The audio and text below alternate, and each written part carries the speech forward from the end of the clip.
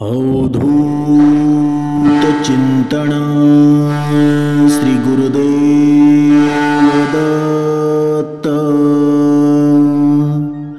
जय जय रघुवीर समर्थ, श्री राम समर्थ। सद्गुरु चरणांना नतमस्तक होऊन आपण या निरूपणास सुरुवात करूया। सर्वजण उपासना करून श्रवणाला बसलेले आहात असं समजून आपण या निरूपणास सुरुवात करूया। समर्थांनी सांगितलेलंच आहे ना, मनुष्याचं जीवन आहे ना एक चित्रपट आहे, आणि या चित्रपटामध्ये आपण कसे रंग भरायचे ना ते प्रत्येकानं ठरवावं। पण मनुष्य आहे ना भरपूर हुशार बनवून रंग भरायला जातो, पण ती हुशारी त्याच्या कामा येते का बरं? कधीच येत नाही। कारण ती हुशारी असते ना, ती हुशारी भगवंताविना असते। त्या हुशारीमध्ये भगवंताचं नामस्मरण नसतं। ती हुशारी फक्त धन कमावण्यासाठी असते, फक्त दुसऱ्याचा फायदा घेण्यासाठी असते। म्हणजे आयुष्यामध्ये जे आपण कोणती गोष्ट करतो ना त्या गोष्टीमध्ये भगवंताचं दैवी शक्ती नसेल तर आपल्या जीवनामध्ये भक्ती घडेल का बरं? कधीच घडणार नाही। म्हणूनच समर्थांनी आहे ना प्रत्येक मनुष्याला पावलोपावली प्रेरितच केलेलं आहे ना, ऊर्जावान केलेलं आहे। म्हणजे आपण जर निश्चयच केला नाही, आपल्या जीवनामध्ये आपण जर यशच निर्माण केलं नाही तर आपल्या जीवनामध्ये 7.5 लागते ना, म्हणजे आपल्यामध्ये धनाची कमतरता निर्माण होते। म्हणून मनुष्यानं प्रत्येकानं हुशार राहायला हवं, पण त्या हुशारीमध्ये असं राहावं की दुसऱ्याचा कोणाचा फायदा घेऊ नये, आपला कोणी फायदा घेऊ नये। जेव्हा मनुष्य दुसऱ्याचा फायदा घेऊन स्वतःचं अस्तित्व निर्माण करतो ना, त्या अस्तित्वाला काही फायदा असतो का बरं? त्या अस्तित्वामध्ये किती जरी श्रीमंती आली ना तरी त्या अस्तित्वामध्ये दुःखाशिवाय काही येत नाही। म्हणूनच समर्थांनी सांगितलंच आहे ना, मनुष्याच्या जीवनामध्ये असं जीवन जगावं ना, किती जरी संकटे आली, किती जरी लाटा उसळल्या ना तरी मनुष्याचं हे मन विचलित होऊ देऊ नये। म्हणजे सतत खूप जर विचार केला ना तर सतत खूप विचार केल्यानं मिळालेल्या सुखाचाही नाश होतो ना। म्हणून आयुष्यामध्ये जास्त विचार करत जाऊ नका। परिस्थिती कशी सुद्धा असू द्या, पण त्या परिस्थितीमध्ये दुःख जरी असेल ना, दुःखातून कधीतरी या संकटातून सुखाची चाहुळ लागतेच ना। फक्त त्या संधीचा आपण फायदा घ्यायला हवा। नाहीतर मनुष्य आहे ना, कित्येक वेळा मनुष्य काही वेळामध्ये असा विचार करतो ना की मला हे जीवनच नको, मला या जीवनाचा कंटाळा आलेला आहे। असं का होतं बरं? जास्तीत जास्त या कलियुगामध्ये का होतं? भगवंताची भक्ती नसते, भगवंत समर्थ विचार नसतात। मग तुमच्या जीवनामध्ये तुम्ही कोणते निर्णय घ्यावेत, कसं वागावं, कसं राहावं हे मनुष्याला अजिबात कळत नाही। म्हणजे जगातील सर्वात कठीण काम कोणतं आहे बरं? आपल्यांमध्ये आपल्यांना शोधणं। पण मनुष्य मात्र हे करतो का कधी? कधीच करत नाही। आपली माणसं आहेत ना, ते आपल्याला सोडून किती जरी दूर गेली ना तरी ते आपलीच असणार आहेत। म्हणून तू बाहेरच्यांना आपलं मानू नकोस। जेव्हा बाहेरचे आपल्या आयुष्यात येतात ना ती फक्त आपल्या फायद्यासाठी येत असतात। तुला नवीन नवीन वाटेल की माझ्यावर याचा किती जीव आहे बरं, माझा जवळचा माझ्यावर जीव टाकत नाही, पण हा कोणी माझा नसून रक्ताचं नातं सुद्धा नसून माझ्यावर किती जीव टाकतो बरं। पण ते सर्व निरर्थक असतं ना। हे ज्या मनुष्याला कळतं ना तो मनुष्य जीवनामध्ये सक्सेसफुल सुद्धा होतो। कारण आपण कधी न पाहिलेली माणसं आपल्याला एवढी प्रिय वाटू लागतात ना। पण ही धोक्याची घंटा समजावी, जेव्हा आपली न नाती असणारी माणसं आपल्या जवळ येतात तर समजून जावं काहीतरी कट कारस्थान निर्माण झालेलं आहे, आणि हे कट कारस्थान कधी आग होतेल ना कळणार सुद्धा नाही। म्हणून समर्थांनी सांगितलंच आहे ना, मनुष्याच्या जीवनामध्ये आहे ना शातीर राहायला हवं. मनुष्याने कर्माने तर नक्कीच राहावं, पण मनुष्यानं सर्व हालचालींवर लक्ष ठेवायला हवं. कारण ही रात्र वैऱ्याची आहे ना, रात्र वैऱ्याची आहे. म्हणजे कधी आपला घातपात होईल सांगता येईल का बरं. म्हणून मनुष्यानं आहे ना जर कर्माने चांगलं राहिलं ना तर धर्म सुद्धा चांगला होतो. म्हणून मनुष्याच्या जीवनामध्ये भक्ती घडायला हवी, नुसता पैसा असून चालणार नाही. बघा, एका उदाहरणाद्वारे आपण स्पष्ट करूया. एकदा एका हत्ती मरण पावतो आणि मृत्यूनंतर हत्तीचा आत्मा आहे ना तो यम लोकामध्ये पोचतो. हत्तीच्या कर्माचा हिशोब केला असता असं आढळून येतं की हत्तीनं खूप चांगले जीवन जगलं होतं. हत्ती खूप आनंदित होता. मग यमराज हत्तीला म्हणाले, हे हत्ती, तू तुझ्या आयुष्यामध्ये कोणतेही वाईट कर्म केलेले नाहीस. तुझी कर्मही खूप चांगली झालेली आहेत. म्हणून मी तुला तुझी इच्छा विचारत आहे. तुला जे हवा आहे ना ते तू मागू शकतोस. तुझी सर्वात मोठी इच्छा काय आहे बरं. हत्ती म्हणाला, यमराज, जर तू माझ्या कर्मांवर खरोखर खुश असशील ना आणि जर मला पुनर्जन्म घ्यायचा असेल तर मला कोणत्याही सजीव प्राण्यात जन्म दे, पण कोणत्याही मानवाचा माझ्यावर अधिकार नसावा. म्हणजे मनुष्य हा प्रत्येक प्राण्याला त्रास देत असतो ना, म्हणून कदाचित हत्तीनेही यमराजाकडे मागणी केली असावी की माझ्या जीवनामध्ये मानवाचा सहभाग नसावा. मी मानवाच्या अधीन राहू शकणार नाही. मला माणसाने बांधून ठेवू नये, कारण माणसासोबत राहणं हे सर्वात कठीणच काम आहे ना. बघा, तुमच्या जीवनात सुद्धा काही गोष्टी घडल्या असतील.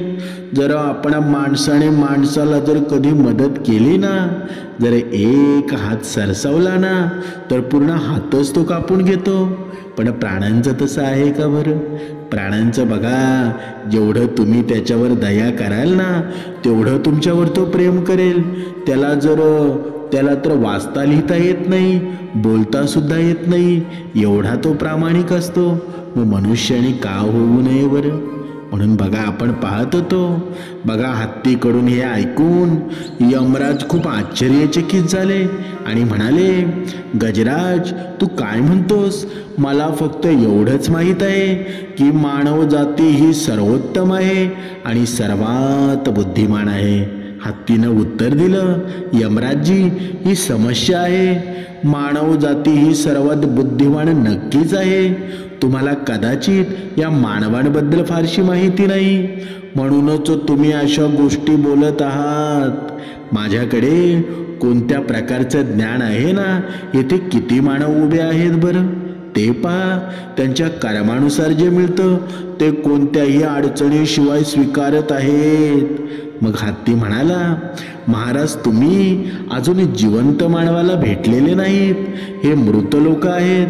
हे फक्त मानवी आत्मा आहेत. जिवंत मानवाला भेटा आणि मग तुम्हाला कळेल. बघा, हा हत्ती आहे ना, हत्ती मानवावर अजिबात विश्वास नाही. म्हणून हत्ती आणि यमराजाचं हे बोलणं चालू आहे. यमराज खूप आश्चर्यचकित झाले. मग यमराज म्हणाले, ठीक आहे, तुमचा मुद्दा तपासण्यासाठी मी तुमच्या स्वामीला येथे जिवंत बोलावतो. जर तुम्ही जे म्हणता ना ते खरं ठरलं तर मी जे बोलता ते करेल. पण जर तुम्ही जे म्हणता ते चुकीचं ठरलं तर तुम्हाला तुमच्या स्वामींकडे परत जावं लागेल आणि तुम्ही पूर्वी जिथे होता ना तिथेच राहावं लागेल. हत्तीनं यमराजाची अट मान्य केली आणि यमराजालाही हत्तीचे शब्द खूप मनोरंजक वाटले. आणि एका जिवंत माणसाला भेटल्यानंतर त्याला त्याच्याबद्दल जाणून घेण्याची उत्सुकता निर्माण झाली. बघा, तुम्ही या कथेमध्ये भ्रमित होऊन जाऊ नका. आपण पाहतोय की मनुष्यानं बुद्धीनं किती चाणक्य राहावं. बघा, त्यावेळी त्यानं आपल्या यमदूतांना हत्तीच्या मालकाला जिवंत परत आणण्याचा आदेश दिला. यमराजाच्या आज्ञेनं त्या आज्ञेचं पालन करून 4 यमदूत हत्तीच्या मालकाकडे जातात. पण आता त्याची समस्या अशा होती की मालकाला घेऊन जाण्यासाठी पृथ्वीवर पोचले होते, पण ते जिवंत माणसाला परत पृथ्वीवर कसे घेऊन जातील, म्हणून ते त्याची झोपेची वाट पाहत होते. हत्तीचा मालक पलंगावर झोपलेला होता आणि तेव्हा यमदूतांनी त्याला पलंगासह उचललं आणि त्याच्याकडे ओढून घेऊन निघून जातात. थोड्याच वेळाने हरिलाल जागा झाला. मालकाचं नाव हरिलाल होतं. हरिलाल जागा झाला तेव्हा तो स्वतःला आकाशात उडताना दिसला. त्याला वाटलं की मी स्वप्नामध्ये आहे. त्यानं खाली पाहिलं तेव्हा त्याला पृथ्वीही दिसत नव्हती. मग त्याने त्या 4 यमदूतांना विचारलं, तुम्ही कोण आहात बरं? तुमची ही रूपं मला वेगळीच दिसत आहेत. नक्की तुम्ही आहात तरी कोण? तुम्ही मला कुठे घेऊन जात आहात बरं? यमदूतांनी उत्तर दिलं, आम्ही यमदूत आहोत आणि आम्ही तुम्हाला यमलोकामध्ये घेऊन जात आहोत. मग हत्तीच्या मालकानं उत्तर दिलं, लोक मृत्यूनंतर यमलोकामध्ये जातात, पण मी तर जिवंत आहे. यावर यमदूतानं उत्तर दिलं, आज तिथे एका जिवंत माणसाची गरज आहे आणि एका हत्तीनं यमराजांना सांगितलं आहे की एक जिवंत माणूस घेऊन या, मग तुम्हाला कळेल. त्या मालकाला हत्ती दिसताच तो म्हणाला, हा तर माझा हत्ती आहे आणि जो आज मेला आहे, पण त्यानं मला वरच्या मजल्यावर बोलावलं. मग काळजीत असलेल्या हरिलालनं काही युक्ती विचारली जेणेकरून त्याचं जीवन सुरक्षित राहील. इकडे तिकडे पाहत त्याला त्याच्या पलंगावर एक पेन आणि कागद सापडला. त्यानं त्यावर काहीतरी लिहिलं आणि थोड्याच वेळात तो यमलोकामध्ये पोचला. यमराजासमोर पोचताच यमराज जोरात हसू लागले आणि हत्तीकडे पाहून म्हणाला, हा तुमचा स्वामी आला आहे. आता हा छोटासा माणूस काय करू शकतो बरं? हत्ती म्हणाला, थोडा धीर धरा महाराज, तुम्हाला सर्व काही कळून जाईल. तो जाईल इकडे या. पण हरिलाल मध्येच थांबतो आणि म्हणतो, यमराज तुम्हाला मी कोण आहे हे माहीत आहे का? मग यमराज म्हणतो, मला फक्त एवढंच माहीत आहे की तुम्ही या हत्तीचे मालक आहात. याशिवाय मला तुमच्याबद्दल काहीच माहीत नाही. आता तुम्ही मला सांगा की तुम्ही कोण आहात? मग हरिलाल तो कागद यमराजाला देतो आणि म्हणतो, हे घे, ते स्वतः वाच आणि मी कोण आहे ना ते शोधा. हा तोच कागद होता ज्यावर येताना त्यानं काहीतरी लिहिलेलं होतं. यमराजानं कागद उघडून वाचला आणि तेव्हा यमराज आश्चर्यचकित झाला आणि तो त्याच्या सिंहासनावरून खाली उतरला. यानंतर यमराजानं स्वतः हरिलालला त्याच्या सिंहासनावर बसवलं. सिंहासनावर बसताच त्यानं प्रथम यमराजाला म्हटलं, यमराज, आजपासून यमलोकावरील तुमचं कार्य संपलं आहे. आजपासून मी इथला राजा आहे. मी सांगतो तसं सर्वांना करावं लागेल. मग हत्ती म्हणतो, यमराज, जे पुढे काय होतं ना ते तुम्ही आता पाहाल. मग हरिलाल म्हणतो, आतापासून स्वर्ग आणि नरकाचा त्रास संपलेला आहे. सर्वजण स्वर्गात जातील. आता काही वेळातच नरकात राहणारे लोक स्वर्गात आले आहेत. आता नरकाचे दरवाजे बंद झाले आहेत.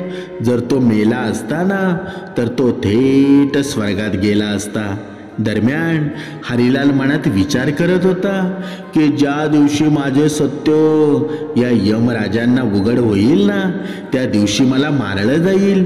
बघा, असा विचार करून तो दानधर्म करू लागला आणि चित्रगुप्ताला येथील सर्व प्राण्यांचा हिशोब करायला सांगितलं आणि कोणी किती चांगली कृत्य केली आहेत आणि कोणी किती वाईट कृत्य केली आहेत हे सांगायला सांगितलं. चित्रगुप्तानं त्याला सर्वांबद्दल सांगितलं आणि प्रत्येकाला काही शिक्षा मिळायला हवी ना. हरिलाल चित्रगुप्ताला म्हणाला, त्या सर्वांची शिक्षा माफ करा, कोणालाही शिक्षा होऊ नये. हरिलालनं त्या हत्तीकडं पाहिलं आणि म्हणाला, का गजराज, तू कसा आहेस बरं? तू मेलास, मग त्यानं मलाही बोलावलं. हत्ती हरिलाल जवळ गेला आणि म्हणाला, स्वामी तू खाली माझा स्वामी आहेस, पण मला एक गोष्ट सांग, तू यमलोकाचा स्वामी कसा झालास बरं? हरिलाल म्हणाला, हे एक गुपित रहस्य आहे, मग मी तुम्हाला कसं सांगू बरं? स्वामी मलाही मानव बनवा, मी खाली जाऊन तुमचा सेवक होईल, पण मला हे गुपित सांगा. हरिलालनं त्याला सांगितलं की जेव्हा यमदूत मला इथे घेऊन येत होते ना, तेव्हा मी खूप घाबरलो होतो. मला काही समजत नव्हतं मी नक्की करावं काय. योगायोगानं माझ्याकडे एक कागद होता, त्यावर मी लिहिलं होतं की यमराज, पृथ्वीवरून तुमच्याकडे येणारा मानव तो येत आहे, त्याला तुमचं सिंहासन द्या. आणि मी त्याखाली भगवान विष्णूंचं नाव लिहिलेलं होतं. आता तो मानवाच्या बुद्धिमत्तेनं आणखीन आश्चर्यचकित झाला. मग तो हरिलालला म्हणाला, स्वामी कृपया मला फक्त मानव बनवा, मी तुमचा सेवक राहील. हरिलाल म्हणाला, ठीक आहे, पण हे सर्व कोणालाही सांगू नको. हत्तीनंही होकारार्थी मान हलवली. हळूहळू 7-8 दिवस निघून गेले आणि स्वर्गात लोकांची संख्या वाढत गेली. नरक बंद होऊन गेलं. आता काही दिवसात संपूर्ण देवलोकामध्ये बातमी पसरू लागली की नरकाचं अस्तित्व आता संपलं आहे. दुसरीकडे भगवान श्री हरी विष्णू विचार करत होते की यमलोकामध्ये कोण आलं आहे बरं, ज्याने माझे सर्व नियम तोडण्याचं काम सुरू केलेलं आहे.